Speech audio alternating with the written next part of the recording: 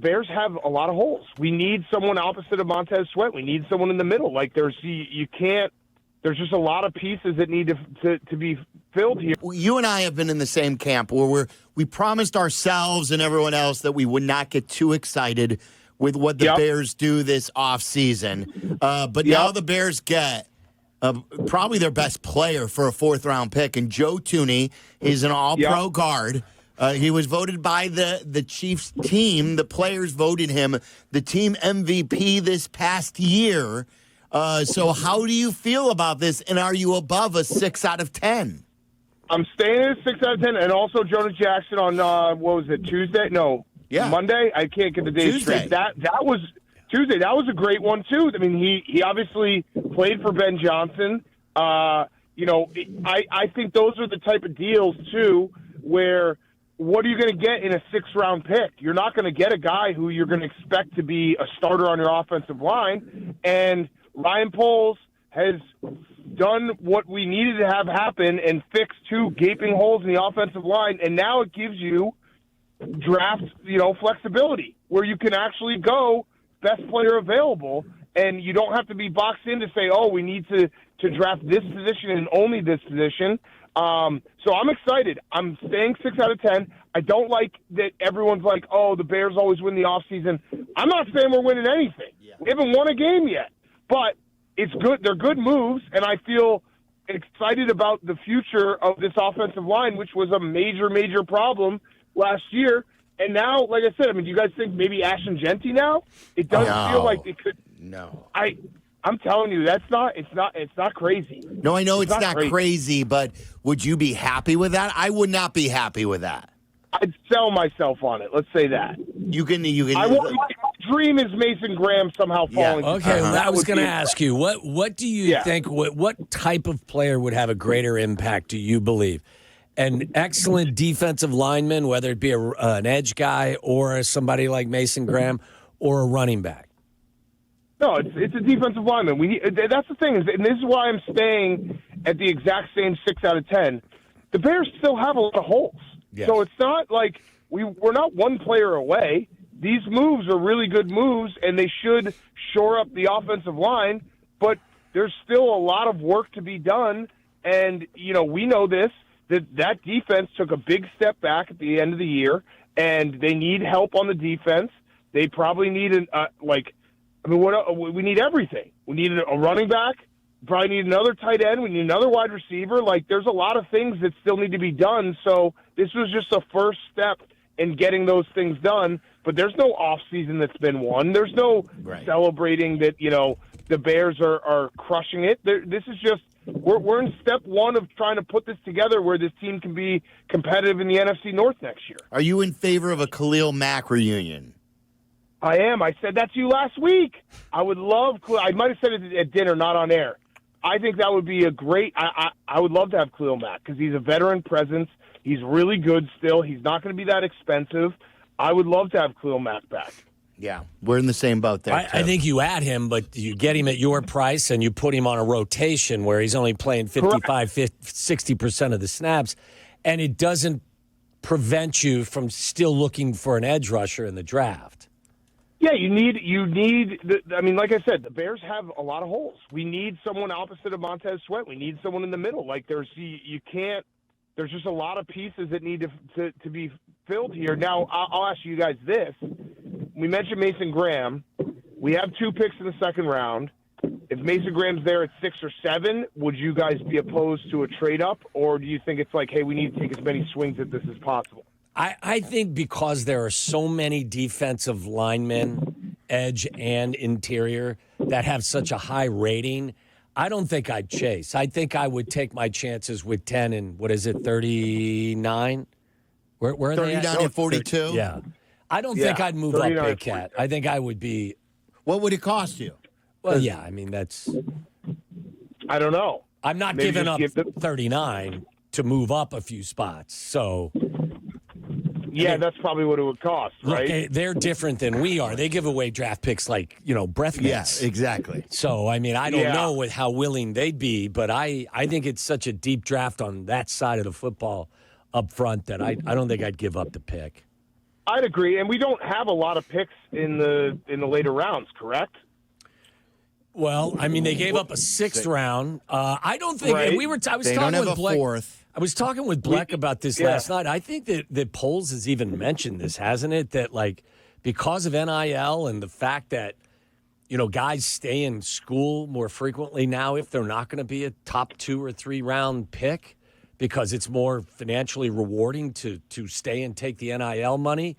I think Poles has said, if I'm not mistaken, that the tail end of the draft, the back end of the draft doesn't have as much quality as it once did. I think that's been their strategic approach over the course of time. And maybe I think it's why they are willing to give up 5th, 6th, and 7th round picks. Yeah, it's not. Hopefully, it's a good strategy. But yeah, look. Today and yesterday were good days. I'm not gonna just because I'm 6 out of 10 excited doesn't mean I'm gonna be like, oh, I gotta wait. Listen, they're good days. That's our offensive line. Exactly. They'll need a center. But even like the center position now becomes less of a priority when you have both those guards. You know what I mean? It's not. You don't have to reach for a center and drop a ton of money on a center. So that gives, again, that's going back to flexibility that the Bears have that they didn't have on Monday morning. We didn't talk to you. All we did is off the air. We talked to you about the Ben Johnson interview because I think we had you on. I'm trying to think. We talked on the air. We did talk on the air because it was. You can't remember anything. I don't. My days are all mixed up with. Yeah, we talked about it. I love them. I have something for you guys that I wanted to spring on you. But I did. But I don't. Hold on, real quick. The testicle answer was great. I don't know if we specifically shared that. I think we played it like a day later. His answer about when you guys were talking about hitting the button and you would win 10 Super Bowls, but one fan would die, and then he knew right away to pivot to getting a body part cut off, and he immediately went to both testicles. Ooh. Like, it's unbelievable. You can go one, and he went both. I love that. He's just ready he's risking it all. He's had all the kids he wants to have. Yeah. I would like for him to keep one, because I don't know how his play calling would be affected if he has 0. I don't think that affects your play calling. I don't. I think it does. I think you don't know science. All right, what do you got for us? All right, you ready for this? Yeah, uh-huh. So this is big, and I'm springing it on you, and I know that there's like a 50-50 chance Silvy's going to be on vacation. I believe it's March 25th. You guys have been requested as a duo to join Frank the Tank on a walk in Chicago. See, that's the day I get back. Can't we do it the 26th? No way! And first of all, I don't think this is real. I think this is fake. It is real. I think you knew that I was flying back that day. No. And that's the reason. You knew it's prime spring break territory. No. I want to walk with Frank the Tank. No, I did not know any of that.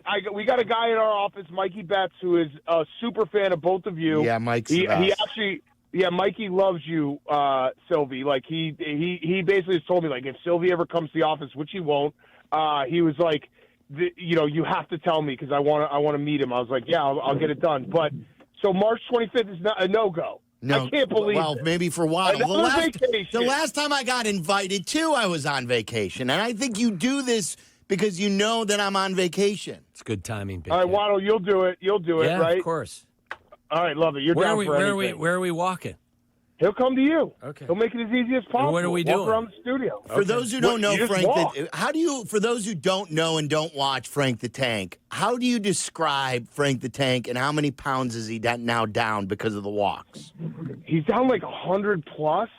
Frank, best description of Frank would be he's like a Seinfeld character come to life. He's like a diehard Mets fan, just crazy passionate. He invented Wikipedia.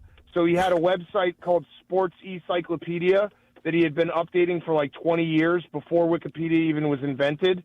No one was reading it, but he was just doing it for the love of the game. He knows everything about every sport.